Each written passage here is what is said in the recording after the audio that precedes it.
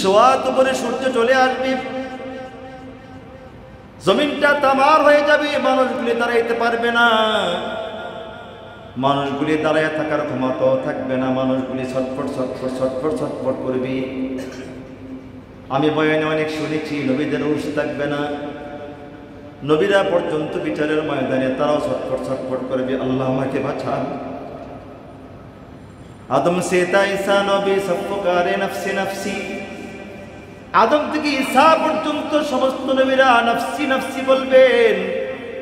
দুস্থ রাসূল আকরাম সাল্লাল্লাহু আলাইহি সাল্লাম একদিন সাহাবীদেরকে বলেন, সাহাবীরা যদি তোমাদেরকে বলা হয় আজকে সকাল থেকে সন্ধ্যা পর্যন্ত কি খেয়েছো কি না খেয়েছো, কি পড়েছো কি না পড়েছো, কি করেছো কি না করেছো, এই হিসাবটুকু একটা আগুনের মতো লাল টকটকে কড়াইয়ের উপরে দাঁড়াইয়া, কড়াই ছিলেন কিনা, একটা লোহার কড়াইয়া যেখানে রুটি ভাজা হয়, রাসূল বললেন সাহাবীরা, এ আমার সাহাবীরা যদি তোমাকে বলা হয় আজকে সকাল থেকে সন্ধ্যা পর্যন্ত তুমি কি খেয়েছো কি না খেয়েছো, কি পড়েছো কি না পড়েছো, এই হিসাবটা তুমি এই আগুনের মতো লাল টকটকে কড়াইয়ের উপরে দাঁড়ায় হিসাবটা দাও, শুধু একদিন হিসাবটা দাও, তুমি পারবে কিনা? সাহাবীরা বললেন, ইয়া রাসূলুল্লাহ বলছেন কেন সম্ভবপর হবে না, সম্ভব না, আগুনের মতো লাল টকটকে কড়াইয়ের উপরে দাঁড়াইয়া হিসাব দেওয়া সম্ভব নয়। রাসূল বললেন, সাহাবীরা তাইলে কেমন করে দুঃসাহস করো, বিচারের ময়দানে, ময়দানে মাহশারে কেমন করে আল্লাহর সামনে 50,000 বছর দাঁড়াইয়া তামার জমিনে দাঁড়াই হিসাবটা দিবি।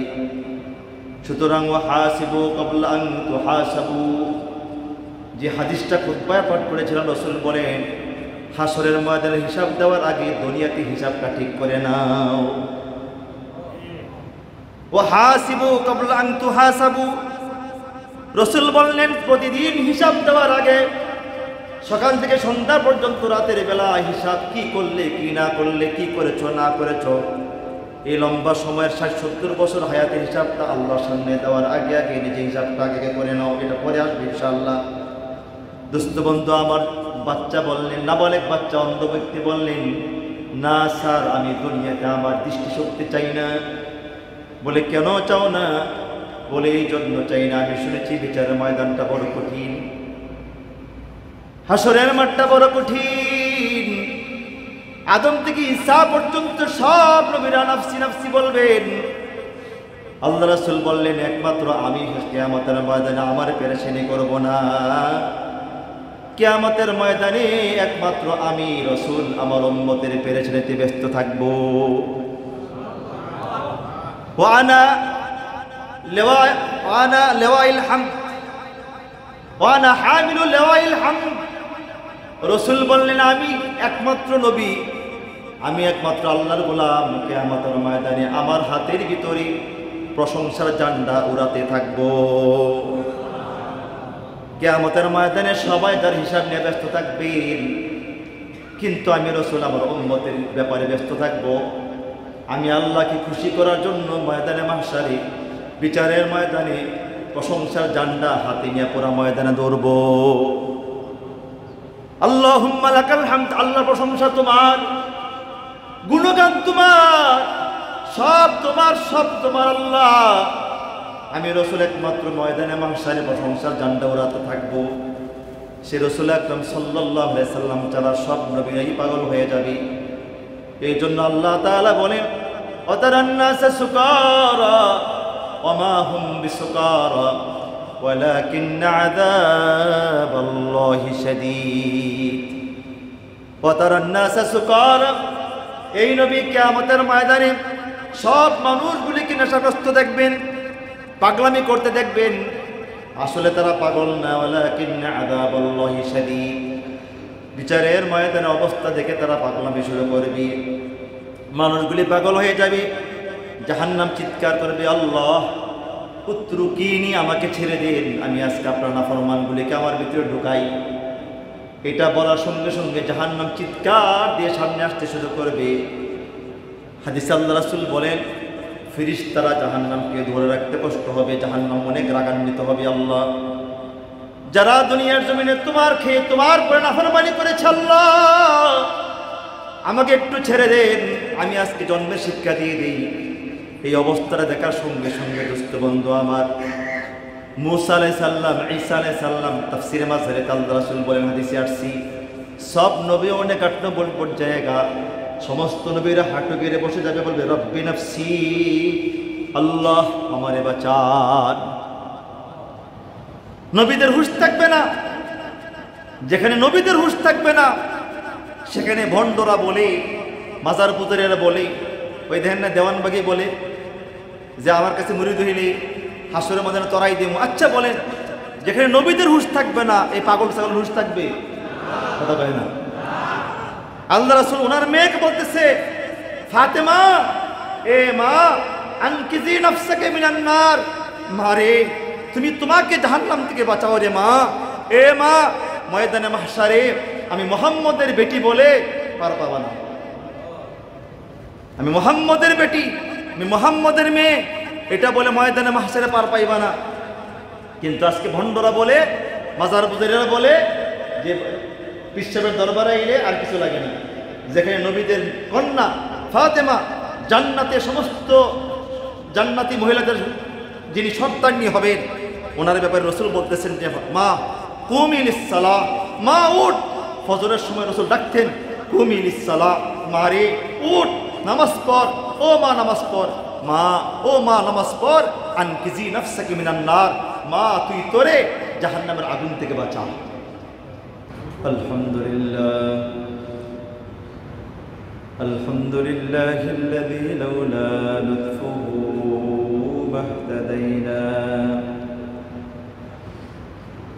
ولولا فضله ما تصدقنا ولا صلينا ولا صمنا ولا ضحينا ونشهد أن لا إله إلا الله وحده لا شريك له لا ضد له ولا ند له ولا مثل له ولا مثيل له ولا شبه له ولا شبيه له ونشهد أن سيدنا وسندنا ومولانا محمدا عبد الله ورسوله الذي نزلت به السكينة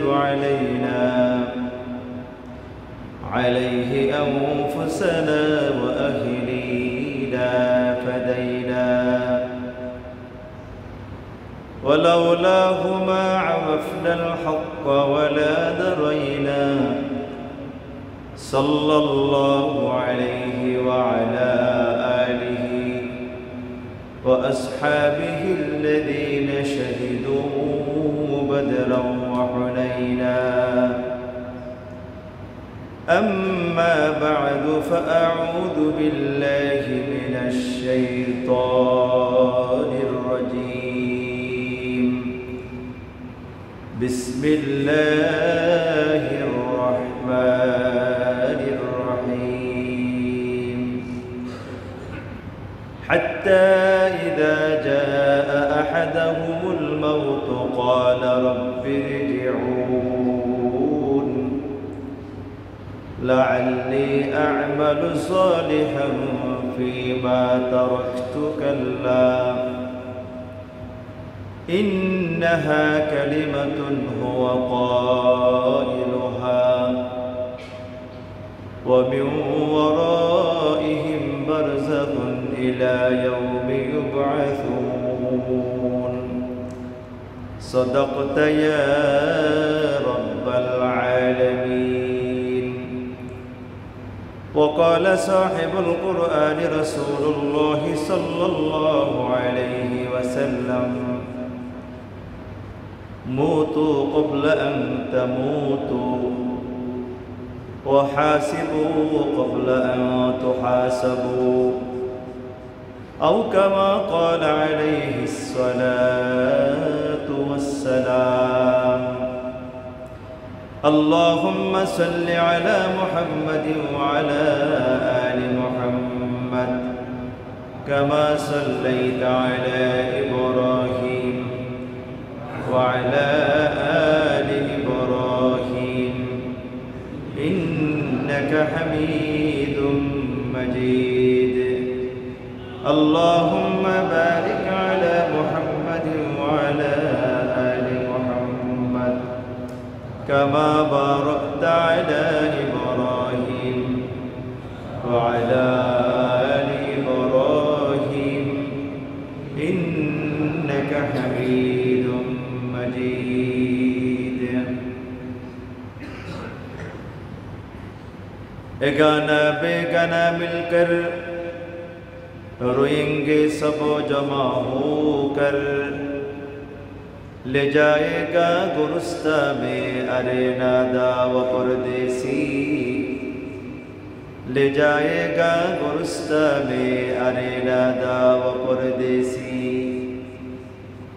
जो लोग तेरे मुहिब्बिन था उसी दिन वो जुदा होगा न कहेगा छोड़ो उसको वो मेरी एक खैर खाता न कहेगा छोड़ो उसको वो मेरी एक खैर खाता अल्हम्दुलिल्लाह भाइयों अजीज़ और दोस्त बुजुर्ग वाजिबुल एहतराम हज़रत उलमाए किराम व आजिज़ तुलाबा আল্লাহ সুবহানাহু ওয়া তাআলার দরবারে অসংখ্য অগণিত শুকরিয়া জ্ঞাপন করছি যে আল্লাহ সুবহানাহু ওয়া তাআলা রব্বুল করিম রব্বুল ইজ্জতুল জালাল মহান মালিক তাহার মহাগ্রন্থ আল কোরআন থেকে এবং তাহারি হাবিব কিবরিয়া শফিউল মুজনিবিন ইমামুল মুরসালিন সাইয়্যিদুস সাকালাইন সরদারে দু জাহান বিশ্বসভার সভাপতি বিশ্ব মানবতার দূত মুক্তির দিশারি বড়দুলাল মোহাম্মদ আরবি মোহাম্মদ মুস্তাফা সাল্লাল্লাহু আলাইহি সাল্লামের ওমর বাণী হাদিস থেকে প্রতিনিয়ত প্রতি জুমাতে দ্বীনের কিছু কথা বলার শোনার বসার ও আসার তৌফিক এনায়েত করছেন। এজন্য আমরা প্রত্যেকেই মালিকের দরবারে মনিবের দরবারে অন্তরের অন্তরস্থল থেকে হৃদয়ের সবটুকু বেগুজার করে একবার কালিমাতুশ শুকর আদায় করি আলহামদুলিল্লাহ। ভাইও আজিজ ও দোস্ত বুজুর্গ, আমাদের আলোচনা চলতেছিল মৃত্যু নিয়ে, মৃত্যুর স্মরণ এবং নেককারের মৃত্যু এবং বদকারের মৃত্যু। আজকে প্রায় 2 মাস প্রায় 2.5 মাস এই বিষয় নিয়ে আলোচনা চলতেছে। আলোচনার মূল কথা হলো যে মানুষ যখন মৃত্যুকে স্মরণ করে, মৌতকে স্মরণ করে, তখন তার দ্বারাতে গুনাহ করা অসম্ভব। গুনাহ ছাড়ার অনেকগুলি উপায় রয়েছে। আর মানুষ যখন পরকালকে বিশ্বাস করে যে আমাকে একদিন আল্লাহর সামনে দাঁড়াতে হবে, তখন তার দ্বারাতে সমস্ত প্রকারের অপরাধ থেকে মুক্ত হওয়া সম্ভব। বিচারের ময়দান এই গত জুমাতে আলোচনা আসতে আসতে আমরা এই পর্যন্ত আলোচনা এসে শেষ করেছিলাম যে হাসরের ময়দানের অবস্থাটা কেমন হবে। এক অন্ধ বাচ্চার ঘটনাকে কেন্দ্র করে ওই বাচ্চাটা তিনি লাইভে এসে কি বলছিলেন যে আমি দৃষ্টিশক্তি চাই না। পৃথিবীতে এমন কোনো ব্যক্তি নাই যে দৃষ্টিশক্তি চায় না। অন্ধ মানুষ কত কাঁদা কাঁদে, হায় যদি আল্লাহ তাআলা আমাকে 2টা চোখ দান করতেন তাইলে কত কিছুই না দেখতে পেতাম। যদি আল্লাহ তাআলা 2টা চোখ দান করতেন তাইলে আকাশটা কেমন, জমিনটা কেমন, মানুষগুলা কেমন দেখতে পেতাম। এক অন্ধ সাহাবী আল্লাহ রাসূলের দরবারে এসে বললেন, ইয়া রাসূলুল্লাহ, আমি তো আপনার সাহাবী, আপনি আমাকে দেখেন, কিন্তু আমি তো আপনাকে দেখতেছি না। আমার দিলটা বড় মন চায়, আমার খুব মন চায় আমি আপনাকে দেখবো। আপনি দোয়া করেন আল্লাহ যেন আমার চোখ 2টা ফিরিয়ে দেন, আমি যেন এই চোখ দিয়ে আপনাকে অন্তত একবার দেখতে পারি। আমার দিলে বড় তামান্না। আল্লাহ রাসূল বললেন, সাহাবী তুমি চোখ চাও না জান্নাত চাও? সুবহানাল্লাহ। কারণ হলো চোখ খুলে গেলে গুনাহ বেড়ে যাবে, ঠিক কিনা জোরে বলেন? আজকে আলোচনা আসবে ইনশাআল্লাহ। চোখ খুলে গেলে গুনাহ বেড়ে যাবে, আর গুনাহ মানুষকে জাহান্নামের দিকে নিয়ে যায়। এর সাহাবী বলো, তুমি চোখ চাও না জান্নাত চাও? সাহাবী কিছুক্ষণ ভাবলেন, বললেন, ইয়া রাসূলুল্লাহ, দুনিয়ার সব আরামায়েশ, সব সুখ শান্তি ছেড়ে দিয়েছে জান্নাত পাওয়ার জন্য, সুতরাং আমি জান্নাত চাই। আল্লাহ রাসূল বলেন, তাহলে অন্তত্বের উপরে তুমি সবর ইখতিয়ার করো। সুবহানাল্লাহ। জান্নাতে তুমি আমাকে দেখো। সুবহানাল্লাহ। জান্নাতে তোমার সঙ্গে আমার সাক্ষাৎ হবে, তুমি জান্নাতে আমাকে দেখো। তো অন্ধত্ব কেউ পৃথিবীতে মেনে নেয় না, দুনিয়ার কেউ অন্ধত্ব চায় না। কিন্তু আরবিতে উপস্থাপক সঞ্চালক তাকে প্রশ্ন করছে যে, তোমাকে যে আল্লাহ চোখ দেয় নাই, দৃষ্টিশক্তি দান করে নাই, তোমার কি এই জন্য কোনো দুঃখ লাগে না? বাচ্চা বলতেছে না। তুমি কি তোমার এই দৃষ্টিশক্তি চাও না আল্লাহর কাছে? চাই না।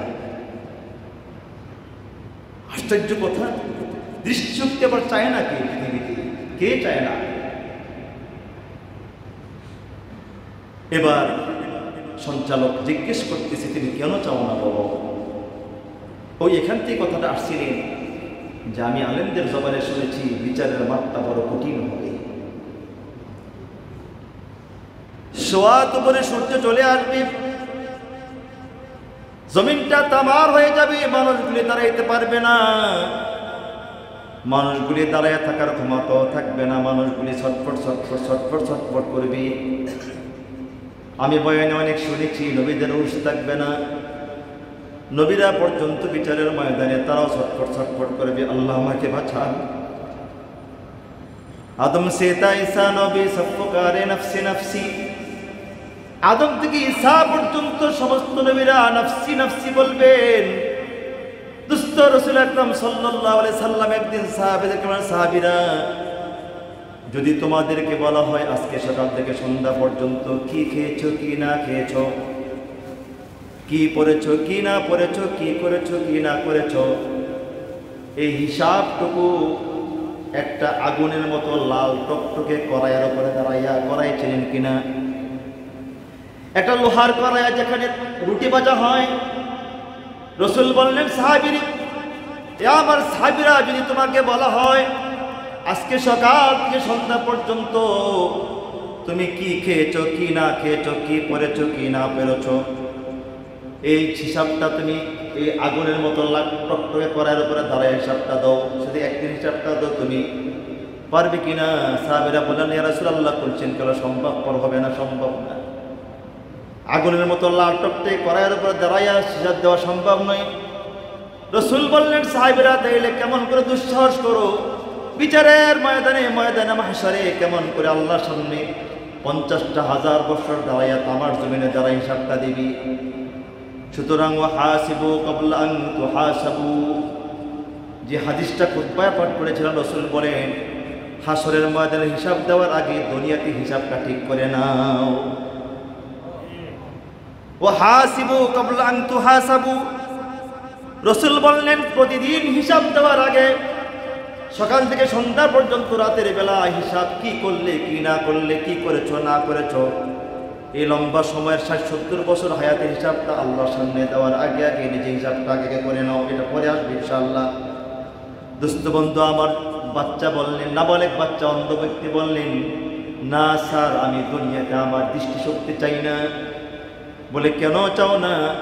বলে, এই জন্য চাই না, আমি শুনেছি বিচারের ময়দানটা বড় কঠিন, হাসরের মাঠটা বড় কঠিন। আদম থেকে ঈসা পর্যন্ত সব নবীরা নফসি নফসি বলবেন। আল্লাহ রাসূল বললেন, একমাত্র আমি কিয়ামতের ময়দানে আমার পেরেশানি করব না। কিয়ামতের ময়দানে একমাত্র আমি রাসূল আমার উম্মতের পেরেশানিতে ব্যস্ত থাকব। ওয়ানা লিওয়াইল হামদ ওয়ানা হামিলু লিওয়াইল হামদ। রাসূল বললেন, আমি একমাত্র নবী, আমি একমাত্র আল্লাহর গোলাম, কিয়ামতের ময়দানে আমার হাতের ভিতরে প্রশংসার ঝান্ডা উড়াতে থাকবো। কিয়ামতের ময়দানে সবাই তার হিসাব নিয়ে ব্যস্ত থাকবেন, কিন্তু আমি রাসূল আমার উম্মতের ব্যাপারে ব্যস্ত থাকব। আমি আল্লাহকে খুশি করার জন্য ময়দানে মাহশারে, বিচারের ময়দানে প্রশংসার জান্ডা হাতে নিয়ে পুরা ময়দানে দৌড়ব।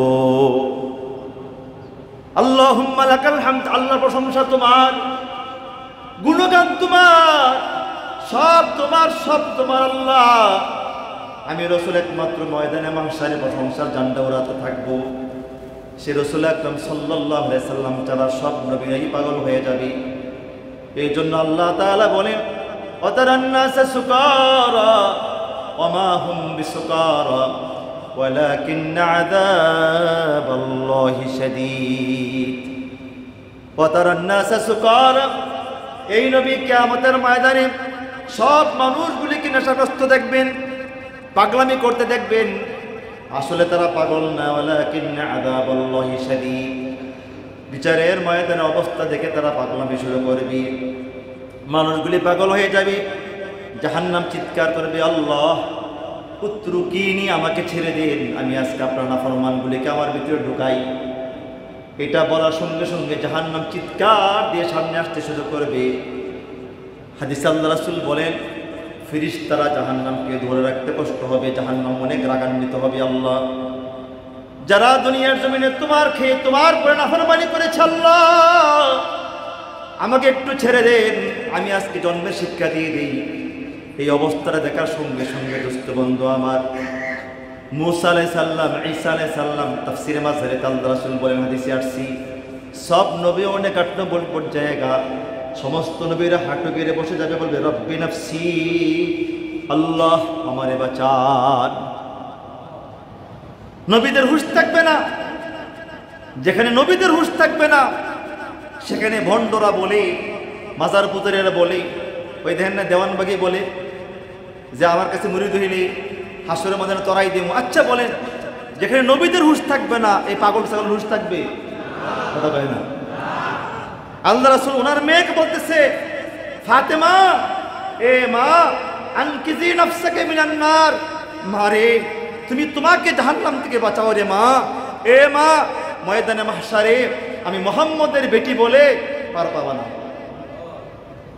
আমি মুহাম্মদের বেটি, আমি মুহাম্মদের মেয়ে, এটা বলে ময়দানে মাহশারে পার পাইবা না। কিন্তু আজকে ভণ্ডরা বলে, মাজার পুজারীরা বলে যে পিসাবের দরবারে এলে আর কিছু লাগে না।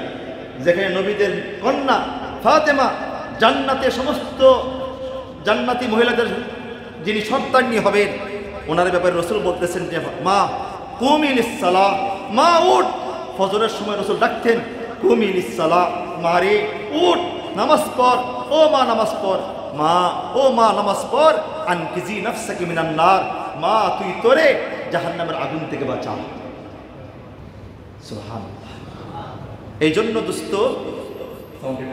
এই জন্য দোস্ত আমার বন্ধু, আমার যে কথাটা বলতেছিলাম, যে তখন ওই সঞ্চালক এই কথা বলার পরে তো ওই অন্ধ ছেলেটা বলতেছে, আমি দুনিয়ার জমিনে আমি দৃষ্টিশক্তি চাই না, দুনিয়া যে নিয়ামত আল্লাহ আমাকে দিয়েছে, দেখার যে শক্তি আল্লাহ আমাকে দান করেছে, একটু বাড়ান, দেখার যে ক্ষমতা আল্লাহ আমাকে দিয়েছেন, ওই ক্ষমতা আমি দুনিয়াতে চাই না। ও কেন? আমি পুঁজি হিসেবে রাখছি। বলেন কি হিসেবে রাখছি? পুঁজি হিসেবে রাখছি। বলে কি পুঁজি? তখন সে বলতেছে, সঞ্চালক, আমি শুনেছি ময়দানে মাহশারের অবস্থা বড় কঠিন হবে, বিচারের ময়দানটা বড় ভয়াবহ হবে, মানুষগুলি পাগলামি শুরু করবে, তাবার মতো জমিনটা হয়ে যাবে, সোয়াদ উপরে সূর্য চলে আসবে, মানুষগুলি লাফাইতে শুরু করবে, চিৎকার শুরু করবে। আমি সেই দিন আল্লাহকে বলবো, আল্লাহ তুমি তো দুনিয়ার সব মানুষকে নিয়ামত দান করছো, চোখের নিয়ামত, দৃষ্টির দান করছো, কিন্তু আমাকে তো সেই নিয়ামতটা দাও নাই, আর আমি সেই নিয়ামতটা দুনিয়াতে তোমার কাছে আমি চাইও নাই কোনোদিন। আল্লাহ আজকে অন্তত এর বদৌলতে একটু আযাবটাকে কমাই দেওয়া যায় না? সুবহানাল্লাহ। আল্লাহ আজকে আমার অন্তত এই নিয়ামতের বদৌলতে, এই আমি যে দৃষ্টিশক্তি আমি দেখি নাই, আমার চোখ ছিল না মালিক, আমি কোনোদিন তোমার কাছে এটা চাইও নাই কোনোদিন, আমি জমা রাখছি। আল্লাহ তুমি আমাকে দয়া করে আল্লাহর হস্তে ওই নিয়ামতের বদৌলতে আজকে বিচারের ময়দানের আযাবটা একটু কমাইয়া দাও, এই জন্য রেখে দিয়েছি। এই কথাটা বলার সঙ্গে সঙ্গে আমি সহচক্ষে দেখেছি ভিডিওটা, সঞ্চালক চিৎকার চিৎকার শুরু করেছেন, হাউমাউদের কান্না শুরু করেছেন, চোখ দিয়ে অনবরত পানি পড়া শুরু করছে। আল্লাহ তাআলা আজকে কত নিয়ামত আল্লাহ তাআলা আমাদেরকে দান করেছেন। চোখের নিয়ামত, কানের নিয়ামত, হাতের নিয়ামত, ব্রেন শক্তির নিয়ামত, পায়ের নিয়ামত। আহা দোস্ত, এত নিয়ামত পাওয়ার পরও আজকে আমাদের হুঁশ ফিরিয়ে আসতেছে না।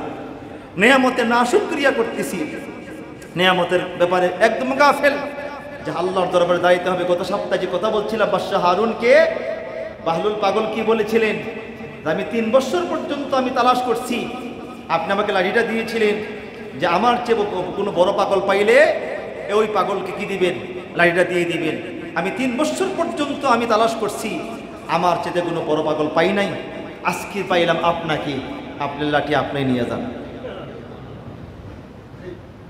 যেহেতু আপনি দুনিয়ার সংক্ষিপ্ত কোনো সফরের ব্যাপারে আগে বাহিনী পাঠান, তারপরে খাবার পাঠান, তারপরে আপনি সফরের কয়দিন থাকবেন না থাকবেন হিসাব করেন, অথচ আখিরাতের লম্বা সফর, যেই সফরের শুরু হবে আর শেষ হবে না, সেই সফরে নিয়ে আপনার কোনো মাথা ব্যথাই নাই। তো বুঝতে পারলাম আপনার চাইতে বড় পাগল এই জমিনে আর কেউ নাই। ঠিক কিনা জোরে বলেন? আপনি হলেন সবচেয়ে বড় পাগল। ভাই, আমরা মাঝে মাঝে কেউ কথা বলতেছি, একে অপরে কথা না বলি, আল্লাহর রাস্তায় বয়ান শুনি, কে কথা না বলি। ভাই আমার দোস্ত, যে কথা বলতেছিলাম, কথাটা মনোযোগ সহকারে শুনেন, বড় ফায়দা হবে। এই জন্য রাসূল আকরাম সাল্লাল্লাহু আলাইহি সাল্লাম বলেছেন, যে হাদিসটা গত সপ্তাহে বলেছিলাম, ক্বালা রাসূলুল্লাহ সাল্লাল্লাহু আলাইহি ওয়াসাল্লাম, ক্বালা রাসূলুল্লাহ সাল্লাল্লাহু আলাইহি ওয়াসাল্লাম, রাসূল আকরাম সাল্লাল্লাহু আলাইহি সাল্লাম বলেন, আল কায়্যিসু মান দারা নাফসাহু ওয়া আমিলা লিমা বাদাল মাউত। আল্লাহ রাসূল বলেন, ওই ব্যক্তি বড় বুদ্ধিমান যে ব্যক্তি নিজের হিসাব আগে করে ফেলেছি। আল কায়্যিসু মান দারা নাফসাহু, রাসূল বলেন ওই ব্যক্তি বড় বুদ্ধিমান, ওই ব্যক্তি বড় চালাক যে ব্যক্তি নিজেকে নিজে চিনতে পেরেছেন, আমি মানুষ, আমি কোনো জানোয়ার না, কুকুর শুয়োর হাইওয়ান না। আল্লাহ তাআলা আমাকে মানুষ বানিয়ে পাঠাইছেন, আমার হিসাব হবে ময়দানে মাহশারে, আমার কবরের জগতে হিসাব হবে, মুনকির নাকির সেখানে আসবে। এই জন্য আল্লাহর বান্দা সবসময় সতর্ক ছিলেন যে কোনো ক্রমে যেন গুনাহ না হয়ে যায়, কোনো অবস্থাতে গুনাহ না হয়ে যায়। রাসূল বলেন ওই ব্যক্তি বড় বুদ্ধিমান যে ব্যক্তি নিজেকে নিজে চিনতে পেরেছেন, ওয়া আমিলা লিমা বাদাল মাউত, আর মৌতের পরের আমলগুলি আগে আগে জমা করে সেরা নিজের হায়াতের নৌকার ভিতরে বোঝাই করছে। যে হাদিসটা কত জমায় পড়েছিলাম, রাসূল বলেন, মাযরে আবু যর, এরে আবু যর, ইয়া আবা যর জাদ্দিদিস সাফিনা, আবু যর তোমার জীবন নৌকাটা সাজাও, মজবুত করো। জীবন নৌকার ভিতরে দেখো তক্তা কোনো ভাঙ্গা আছে কিনা, কোনো ফাটল আছে কিনা, যদি থাকে সেই তক্তাটা ফেলে দাও। ওই তক্তাটা ফেলে দিয়ে আমি রাসূলের সুন্নতের তক্তা সেখানে লাগাই দাও, সেখানে তুমি তক্তা লাগাও, মজবুত করো। কারণ হলো এপারে দুনিয়া পরে আখিরাত, লম্বা সফর, লম্বা সময় তোমাকে পাড়ি দেওয়া লাগবে। আবু যর, বিশাল দরিয়া, হায়াতের দরিয়া তোমার, সেই দরিয়ার ভিতরে অনেক বড় বড় তুফান আছে, বাদাতের তুফান, বন্ডদের তুফান, মাজারের তুফান আছে কি আছে না জোরে বলেন? সুদের তুফান, ঘোষের তুফান, হারামের তুফান, হারামের তুফান, চতুর্দিকে তুফান। আবু যর, যদি তক্তা দুর্বল থাকে তাইলে কিন্তু তুফানের ধাক্কার কারণে তক্তাটা ভেঙে সেখান থেকে পানি ঢুকে যাবে। যদি সুদের পানি একবার ঢুকে যায় তাহলে নৌকাটা এমন তলদেশে চলে যাবে, সেখান থেকে উঠে আর জান্নাতে পৌঁছতে পারবা না। ঘোষের তক্তাটা মজবুত করো, ঘোষের তক্তা থাকলে তক্তাটা ফেলে দাও, আমি রাসূলের সুন্নাত দিয়ে সাজাও। ফাইন্নাল বাহরা আমিক, কারণ হলো আবু যর তোমার জীবন সাগরটা অনেক গভীর। ওয়া খুযিজ যাদা কামিলান, সুবহানাল্লাহ, কি সুন্দর কথা রাসূল বলেছেন। ওয়া খুযিজ যাদা কামিলান, আবু যর, এরে আবু যর, যে হায়াতের নৌকাটা চালাইছো জান্নাতের দিকে, আবু যর 5টা ঘাটি তোমার সামনে অপেক্ষা করতেছি, প্রতিটা পয়েন্টে পয়েন্টে সেখানে কিন্তু লোক বসা আছে, সেখানে ব্যারিকেড দেওয়া আছে। দুনিয়ার ব্যারিকেডের ভিতরে ঘুষ দিয়া সারা পাওয়া যায়, কিন্তু কবর যে ব্যারিকেড দেবে ফেরেশতারা, সেখানে সারা পাওয়ার কোনো উপায় নাই, সেখানে গোশ চলবে না, কিছু চলবে না। আবু যর, প্রতিটা পয়েন্টে পয়েন্টে 5টা ঘাটির ভিতরে ফেরেশতারা চেকপোস্ট বসায় রাখছে, তোমাকে চেক করবে, যদি প্রথম চেকপোস্টে পার পেয়ে যাও দ্বিতীয় চেকপোস্টে পার পাবে, ঠিক কিনা জোরে বলেন। যদি দ্বিতীয় চেকপোস্টে পার পেয়ে যাও তৃতীয় চেকপোস্টে পার পাবে, তৃতীয় চেকপোস্টে পার পাও তো চতুর্থ চেকপোস্টে পার পাবে, যদি চতুর্থ চেকপোস্টে পার পেয়ে যাও তুমি নিশ্চিত জান্নাতি, কোনো সন্দেহ নাই। আবু যর ওয়াফুজিজ্জাদা কামিলান, এরে আবু যর তোমার জীবন নৌকাটা সাজাও। ওয়াফুজিজ্জাদা কামিলান, আবু যর লম্বা সফর তোমাকে পাড়ি জমানো লাগবে, এই জন্য পথের সামান তৈরি করে নাও, পথের পাতিও তৈরি করে নাও। পুরা নৌকার ভিতরে প্রচুর পরিমাণ সামান বোঝাই করো, যাতে কোনো ঘাটিতে গিয়ে তোমার সামান শেষ হয়ে না যায়, কোনো ঘাটির ভিতরে তোমার সামান ফুরিয়ে না যায়। এই জন্য লম্বা সময় সফর করা লাগবে। ওয়াফুজিজ্জাদা কামিলান, পুরা নৌকাটা নেক আমল দিয়ে বোঝাই করো, নামাজ দিয়া বোঝাই করো, রোজা দিয়া বোঝাই করো, যাকাত দিয়া বোঝাই করো, হজ দিয়া বোঝাই করো, দান খয়রাত দিয়া বোঝাই করো, পুরাটা একদম বোঝাই করে ফেলো, যাতে করে জান্নাতে পৌঁছা পর্যন্ত কোথাও তোমার সামান ফুরিয়ে না যায়। এই জন্য দুস্থ বন্ধু বলেছিলাম, রাসূল আকরাম সাল্লাল্লাহু আলাইহি সাল্লাম বলেন, ওই ব্যক্তি বড় বুদ্ধিমান যেই ব্যক্তি নাকি দুনিয়ার জমিনে যে আল্লাহর গোলাম নিজেকে চিনতে পেরেছেন, আগে আগে সতর্ক হয়ে গিয়েছেন, নিজেকে বুঝে ফেলেছেন। দুই নাম্বার রাসূল বলেন, ওই ব্যক্তি বড় বুদ্ধিমান যে ব্যক্তি মৌতের পরের আমলগুলি মৃত্যুর আগে আগে সে সাজাই নিছে, কবরের আমল সাজিয়ে নিয়েছে, হাসরের ময়দানে আমল সাজিয়ে নিয়েছে। দোস্ত কিন্তু আজকে দেখা যায়, আজকে দুনিয়ার দিকে তাকালে দেখা যায় যে কথাটা রাসূল আকরাম সাল্লাল্লাহু আলাইহি ওয়াসাল্লাম হাদিসে বলেছেন, ক্বালা রাসূলুল্লাহ সাল্লাল্লাহু আলাইহি ওয়াসাল্লাম নি'মাতানে মাগবুনুন ফীহিমা কাসীরুম মিনান নাস। আল্লাহ রাসূল বলেন, এক হাদিস যদি কোনো ব্যক্তি তালাশ করে, মানুষের জিন্দেগিটা একবারে পরিবর্তন হয়ে যাবে। রাসূল বলেন, নি'মাতানে মাগবুনুন কাসীরুম ফীহিমা কাসীরুম মিনান নাস। রাসূল বলেন, দুইটি নিয়ামত, যে দুইটি নিয়ামতের মাঝে বেশিরভাগ মানুষ ধোঁকার ভিতরে পড়ে আছে। কয়টি নিয়ামত বলেন? কয়টি নিয়ামত? কয়টি নিয়ামত বলেন? কয়টি নিয়ামত?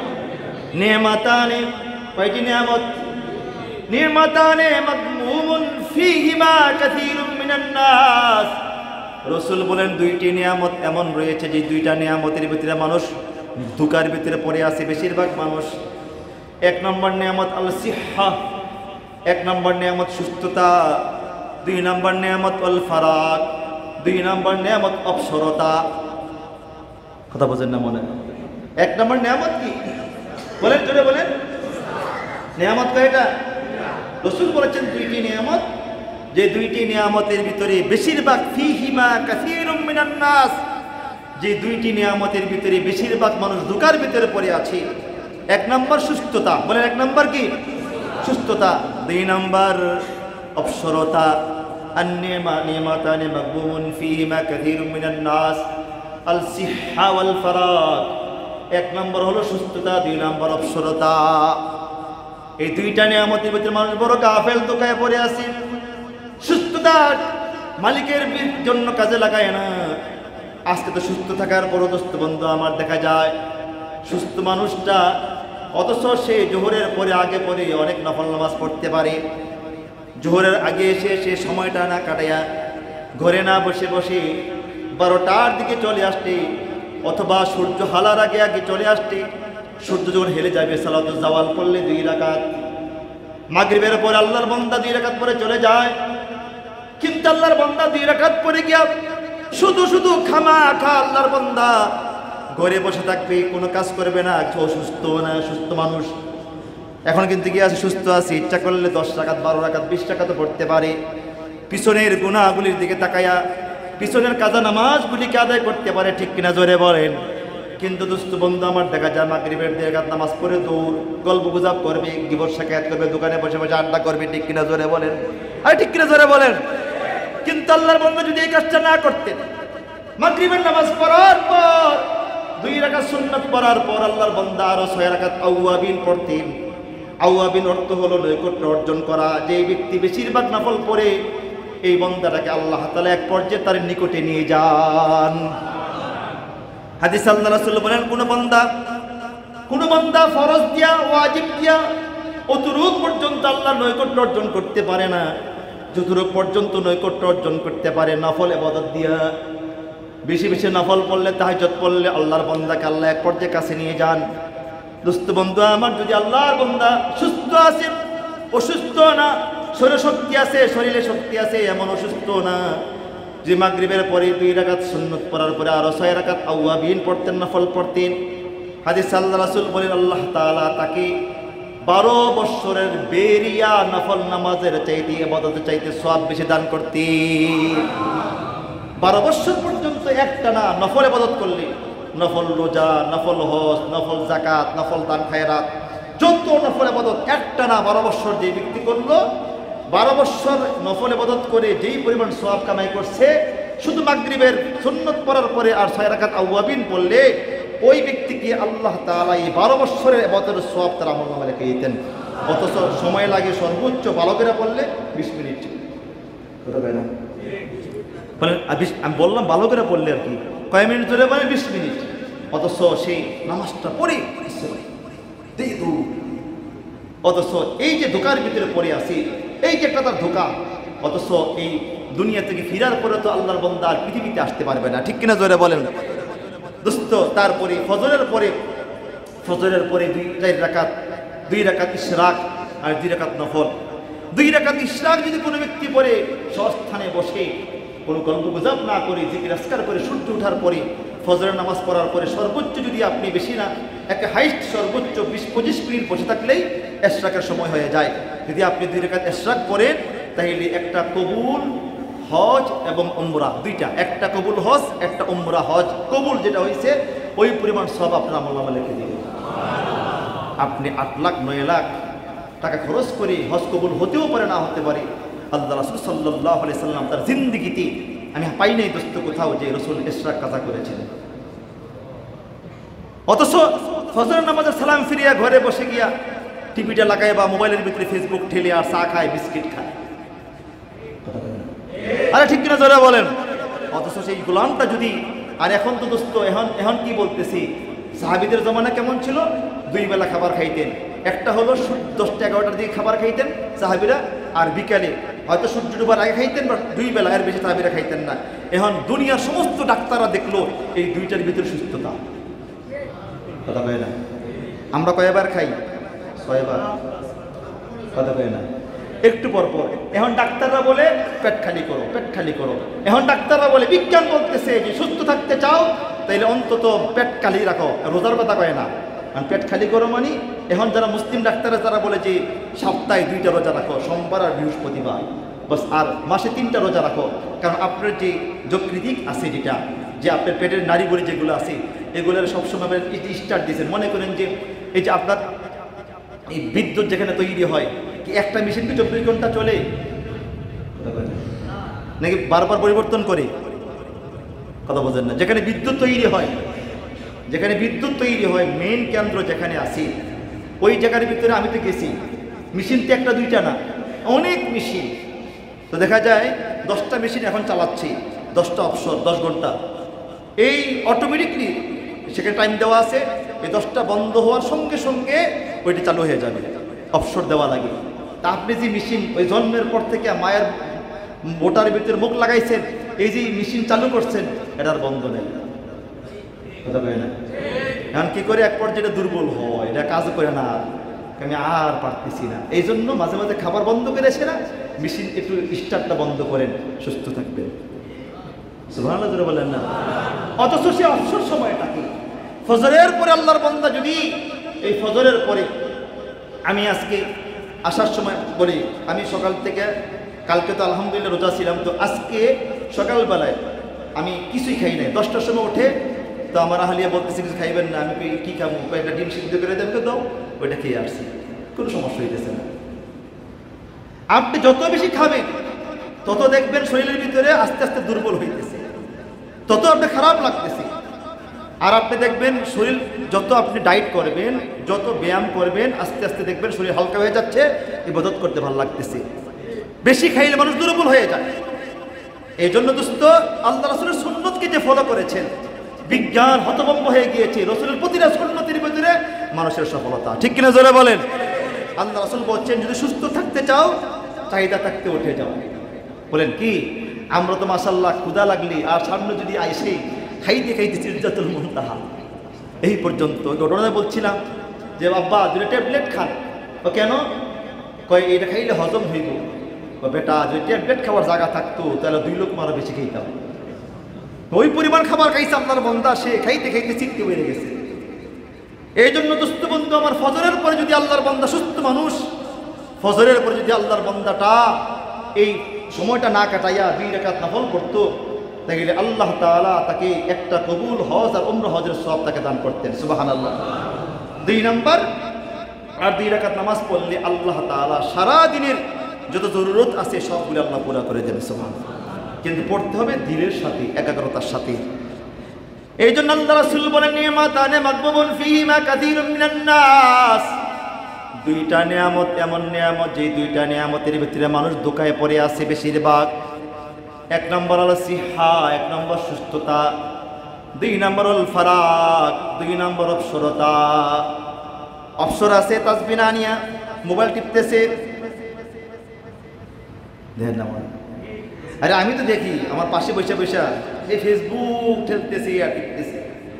অথচ তখন যদি আল্লাহর বান্দাটা তাসবিহ দিনে বলে লা ইলাহা ইল্লাল্লাহ, লা ইলাহা ইল্লাল্লাহ, লা ইলাহা ইল্লাল্লাহ, লা ইলাহা ইল্লাল্লাহ। হাদিস আল্লাহ রাসূল বলেন যে ব্যক্তি জিকির করতে করতে করতে করতে করতে করতে জিহ্বাটা ভিজা রাখবে, তরু তাজা রাখবে, আল্লাহ রাসূল বলেন কিয়ামতের ময়দানে সবার সামনে হাসতে হাসতে দৌড়াইতে দৌড়াইতে জান্নাতে চলে যাবে। আমার দোস্ত হাত জোর করে বলি, আমি যে ফেসবুক চালাই নাই মারা গেছি নাকি? জোরে বলেন। আমার দোস্ত অনুরোধ করে বলি, যেটা হাত জোর করে বলি, হাত পায়ে ধরে বলি, আল্লাহর রাস্তায় একটু থামেন, একটু থামান, একটু থামেন, সময়টা কাজে লাগান। বিশেষ করে মানুষ যখন অন্ধকার করে চলে আসে, একা একই হয়ে যায়, তখন মানুষের ভিতরে গুনার প্রবণতা বেড়ে যায়। ঠিক কিনা জোরে বলেন? ঠিক কিনা জোরে বলেন? মানুষ যখন একা একা থাকে, একা একা কেউ নাই, তখন তার ভিতরে গুনার প্রবণতা বেড়ে যায়। চতুর্দিকে তার গুনাহের কথা স্মরণ হয়। সে মনে করে আমি তো একা একা, আমার সঙ্গে কেউ নাই। আল্লাহ তাআলা তখন সেই মুহূর্তে বান্দার প্রতিটা কথার জবাব আয়াত দিয়ে দেন। শুনবেন না আপনারা? কথা কথা শুনবেন কিনা জোরে বলেন? মানুষ যখন একা একই হয়ে যায়, মানুষের ভিতরে গুনাহ করার প্রবণতা, আরে জোরে বলেন না, আওয়াজ বুঝতেছেন নাকি? মানুষ যখন একা একই হয়, অবসর থাকে আর একা একই হয়, তখন তার ভিতরে কি বেড়ে যায়? গুনাহ করার প্রবণতা বেড়ে যায়। কারণ তখন সে মনে করে আমার সঙ্গে কেউ নাই, আমার সঙ্গে কি নাই, আমি একা একা। আল্লাহ তাআলা সঙ্গে সঙ্গে বলে, বান্দা না, তুমি একা না, একা না। হুয়াল্লাযী মাআকুম আইনামা কুনতুম ওয়া হুয়া মাআকুম আইনামা কুনতুম। ওই আল্লাহ তাআলা তোমার সঙ্গে আছে তুমি যেখানেই থাকো না কেন। ওয়া হুয়া মাআকুম আইনামা কুনতুম। আরে বান্দা, তুমি যেখানেই থাকো না কেন সেখানে আল্লাহ তাআলা তোমার সঙ্গে আছে।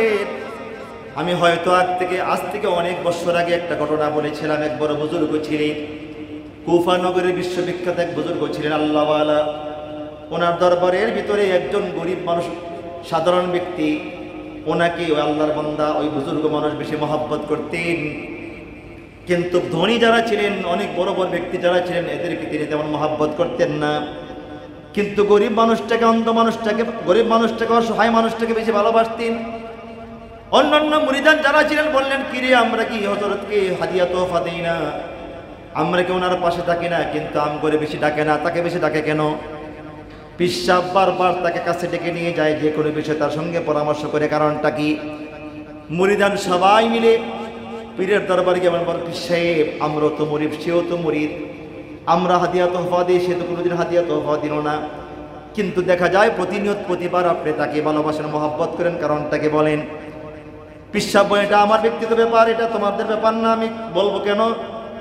মুরিদান বলেন, হুজুর গুস্তাকে মাফ করবেন, জানতে বড় মন চায়, আমরাও তো তার মতো হতে চাই, তার মতো নৈকট্য অর্জন করতে চাই।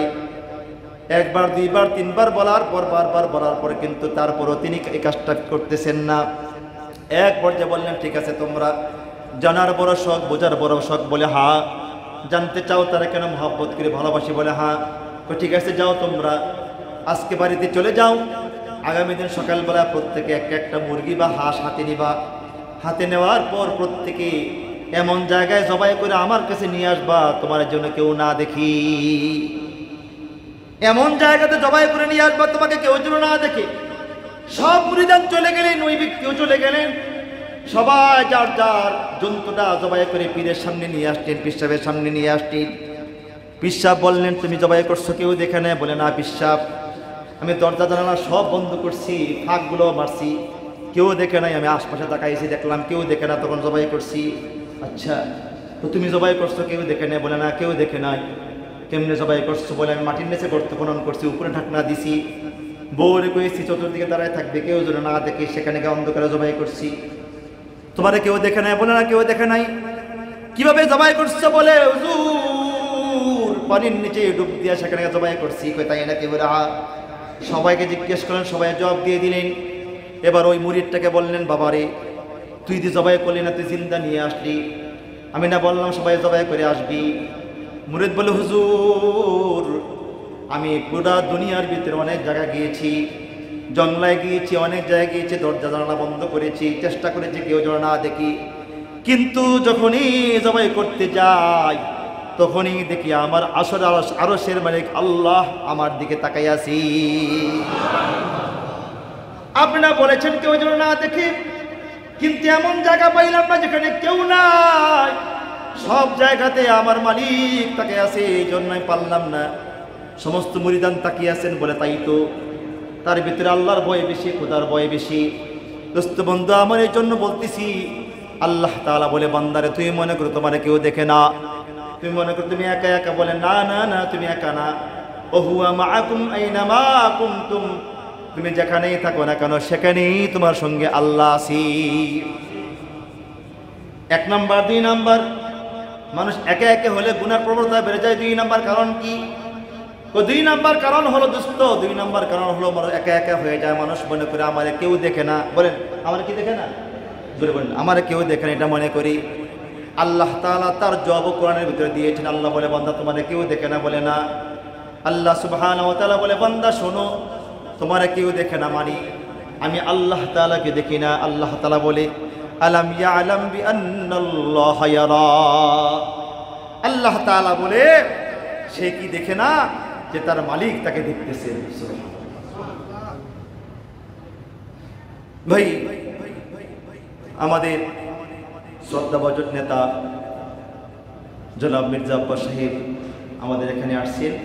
আপনারা বসেন, ইনশাল্লাহ ইনশাল্লাহ বয়ানের পরে স্যার কথা বলবেন, আমরা সকলে বসি, চেয়ার সকলে বসি। আমরা স্যারের সঙ্গে আমরা পরে মুসাফা করবো ইনশাল্লাহ। সকলে একটু বসি ইনশাল্লাহ, সবাই বসি, স্যার সময় দিবেন ইনশাল্লাহ, আমাদের সাথে কথা বলবেন। তো বলেছিলাম যে মানুষ যখন নাকি, খেয়াল করেন এদিকে তাকান, মানুষ যখন নাকি একাএকি হয়ে যায় মানুষের ভিতরে গুনার প্রবণতা বেড়ে যায়। বলেন কি বেড়ে যায়? বলেন কি বেড়ে যায়? বলেন না। কয়েক কারণে না, 5টা কারণে। কয়েক কারণে জোরে বলেন? 5 কারণে। 1 নম্বর কারণ হলো মানুষ যখন একা একা হয় তখন সে মনে করে আমার সঙ্গে কেউ নাই। আল্লাহ তাআলা সঙ্গে সঙ্গে তার জবাব দেন। আল্লাহ তাআলা কি বলে হুয়া মাকুম আইনামা কুনতুম, আল্লাহ তাআলা বলে বান্দা তুমি যেখানেই থাকো না কেন সেখানে আমি আল্লাহ তাআলা তোমার সঙ্গে আছি। 2 নাম্বার, মানুষ গুনাহ করে কেন? কেন মানুষ গুনাহ করে? কারণটা কি দোস্ত? একা একা হওয়ার পরে মানুষ গুনাহ করে কেন? 2 নাম্বার, সে মনে করে আমারে কেউ দেখে না, আমার আশপাশে কেউ নেই, দরজা জানালা সব বন্ধ, সব বন্ধ। আল্লাহ বলে বান্দা তুমি কি বলো তোমারে কেউ দেখে না? আল্লাহ তাআলা সঙ্গে সঙ্গে আয়াত দিয়া বলে বান্দারে আলাম ইয়ালাম বিআন্নাল্লাহা ইয়ারা, এরে বান্দা দুনিয়ার কেউ দেখে না, আমি আল্লাহ কেউ তোমাকে দেখি না। কথা বোঝেন না? এখন দোস্ত বন্ধু আমার দেখাটা আল্লাহর কেমন হয়? আল্লাহ তাআলা কেমন করে দেখেন? দুনিয়ার মানুষ দেখে হঠাৎ করে তার ওদিক সেদিক চোখ চলে যায়। আল্লাহ তাআলা বলে আমার দেখে কেমন দেখা জানো কিনা? আল্লাহ তাআলা বলে বান্দারে আমি সাধারণ দেখে দেখি না, ইন্না রাব্বাকা লাবিল মিরসাদ, আমার দেখাটা হলো মিরসাদের মতো। মিরসাদ কারে বলা হয়? মিরসাদ বলা হয় দোস্ত বক পাখি দেখছেন কিনা? বক পাখি যখন শিকার করে তার খ্যাপটা কেমন হয়, কথা বলেন, তাকানটা কেমন হয়? সে পাওয়াটা খুব সতর্কতার সাথে লাড়ে, চোখ খুব তীক্ষ্ণ চোখ, এটাকে আরবিতে বলা হয় মিরসাদ। মিরসাদ শব্দের অর্থ হলো যে এমন তাকানি, এমন চাউনি যে আল্লাহ বলে 1 সেকেন্ডের জন্য তোমার থেকে আমার চোখ ফিরে না, তুমি মনে করো না আমি তোমার থেকে ফিরে আসি। কয় নম্বর গেল? 2, 3 নম্বর। 4 নম্বর, মানুষ গুনাহ করে কেন? একা একই বসলে 4 নম্বর গুনাহ করে মানুষ, সে মনে করে আমার এই গুনাহটা কেউ জানে না। আল্লাহ তাআলা সেই কথাটাও আয়াতে জবাব দিয়েছেন। আল্লাহ তাআলা বলে, বান্দা কেউ জানে না তুমি কি মনে করো। ইয়ালামু খায়নাতাল আয়ুন ওয়া মা তুখফিস সুদূর। এরে বান্দা, তুমি চোখের বিশ্বাসঘাতকতা যা করো, অন্তরে যা কল্পনা করো, আমি আল্লাহ তাআলা সেটাও জানি। তো বলেছিলাম যে মানুষ মৃত্যুর ভয় যদি করে, মৃত্যুর ভয় মানুষের দিলে থাকে, তাহলে তার দ্বারা অপরাধ করা সম্ভব নয়। যেহেতু সময় শেষ, আরও 2টা রয়ে গিয়েছে, বাইরে বলবো। তাহলে আজকের আলোচনার মূল কথা হলো যে মানুষ গুনাহ করে কয়েক কারণে, আর অনেকগুলি কারণ সামনে আছে, ইনশাল্লাহ সেগুলো বলবো ইনশাল্লাহ আগামী সপ্তাহে। আল্লাহ তাআলা আমাদের সবাইকে তৌফিক দান করে, সকলে বলে আমিন।